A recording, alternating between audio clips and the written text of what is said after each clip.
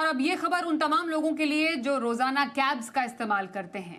खबर ये है कि अब आपको कैब राइड से पहले ज्यादा महंगी पड़ने वाली है।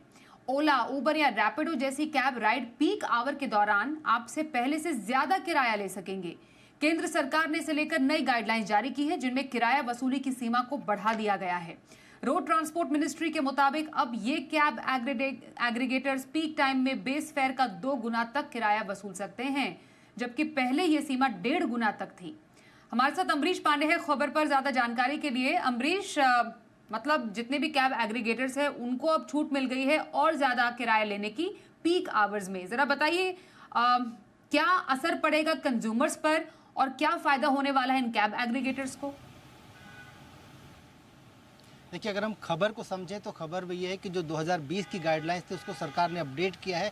वजह ये है कि लगातार टेक्नोलॉजिकल अपडेटमेंट हो रहा था। इसके अलावा कई सारे मामले थे जो कोर्ट्स में पेंडिंग थे और कोर्ट की तरफ से निर्देश था कि सरकार को एक नई गाइडलाइन बनानी चाहिए जिसमें तमाम नए नियमों को, नए जो ऑब्जर्वेशन उनको शामिल किया जाना चाहिए। उसको ध्यान में रखते हुए सरकार ने ये ऑब्जर्वेशन या फिर ये गाइडलाइन जारी की है। अब गाइडलाइन साफ तौर पर ये कहती है कि जितने भी कैब एग्रीगेटर्स हैं जो कि ऐप बेस्ड हैं, वो पीक आवर्स में जो उनका ट्रैफिक है उस दौरान प्राइस सर्च कर सकते हैं और ये प्राइस सर्च की जो सीमा है वो जो बेस फेयर है उससे दोगुना हो सकती है। यानी कि अभी तक जो 1.5 गुना थी वो अब 2 गुना, यानी कि लोगों की जेब पर एक एक्स्ट्रा बर्डन आने वाला है, विशेष तौर पर प्राइस सर्च के दौरान पीक आवर्स में। यानी कि जब आपको कैब की सबसे ज़्यादा ज़रूरत पड़ेगी तब आपको कैब महंगी मिलेगी। इसके अलावा जो बाकी समय होगा उस दौरान भी अगर वहाँ पर क्रंच है, गाड़ियों की अवेलेबिलिटी कम है, तो उसको भी पीक आवर माना जाएगा और ऐसे में उस दौरान भी किराया बढ़ाया जा सकता है। हालांकि सरकार ने ये ज़रूर कहा है कि राज्य अपने पास इन सारी चीज़ों की मॉनिटरिंग करेंगे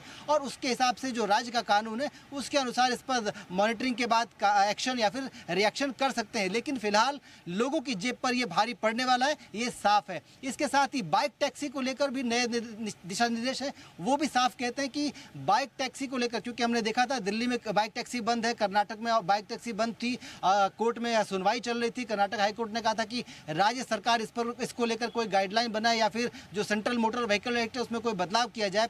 तो अब ये गाइडलाइंस में साफ तौर पे लिखा गया कि बाइक टैक्सी को लेकर राज्य अपने स्तर पे कानून बना सकते हैं या फिर वो नियमावली बना सकते हैं ताकि जो बाइक चलाने वाला व्यक्ति है वो उसके पास कम से कम कितना एक्सपीरियंस होगा, उसकी जो पूरी नौकरी की जो मॉनिटरिंग है, उसकी जो इनकम की मॉनिटरिंग है वो कैसे होगी, जो बाइक राइडर है और जो कंपनी है उसके बीच में जो रेवेन्यू शेयरिंग है वो किस तरह से होगी। इसको अगर राज्य अपने आप से देखता है तो बाइक टैक्सी को रजिस्ट्रेशन दिया जा सकता है। ये ज़रूर है कि दोनों ही सर्विसेज के लिए लाइसेंस लेना अनिवार्य होगा। इसके अलावा एक जमा राशि भी देनी होगी और हर साल इस लाइसेंस का रिन्यूअल कराना अनिवार्य होगा।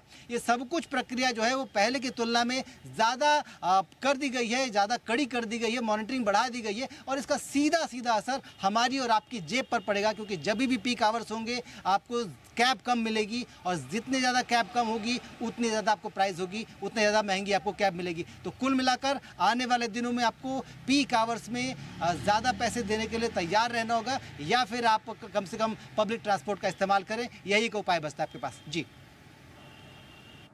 बिल्कुल, बहुत धन्यवाद करेंगे आपका इस पूरी खबर पर ज्यादा डिटेल्स देने के लिए अमरीश।